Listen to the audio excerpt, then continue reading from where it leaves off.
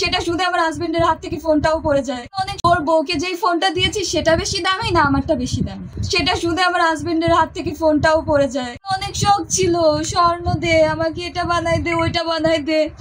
তার মায়ের শখ ছিল তাকে প্লেনে চড়াবে, সে তার মাকে প্লেনে চড়াইছিল।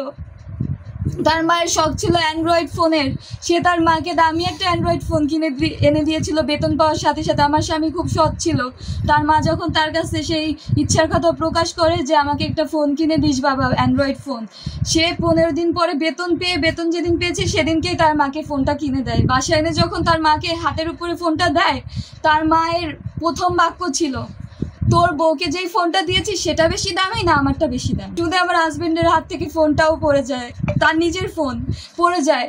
পরে বলে যে মা স্লিপ করে পড়ে গেছে, কিছু মনে করো না। সেদিন রাতে আমার হাজবেন্ড আমাকে বলে যে দেখছো আমার মায়ের মানসিকতা কেমন, আমি তাকে খুশি হয়ে সে আমার কাছে চাইছে, তার ইচ্ছে পূরণ করলাম, সে আমাকে আবার আস্ক করে যে তোমার ফোনটা বেশি দামি না তার ফোনটা বেশি দামি। কেমন মানসিকতা, তোমাকে যে এত কষ্ট দিচ্ছে আমি তো কিছু করতে পারতেছি না, তুমি কিছু মনে করো না, তুমি একটু ধৈর্য ধরে থাইকা যাও।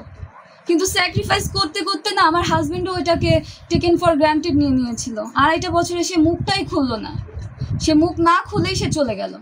সে যদি একবারও তার মাকে মুখ ফুটে বলতো যে মা এটা অন্যায়, এটা ওর অধিকার, বা এটা আমরা হাজবেন্ড ওয়াইফ, এটা আমাদের অধিকার, ও বলেনি। ওর মাকে কিচ্ছু বলবে না।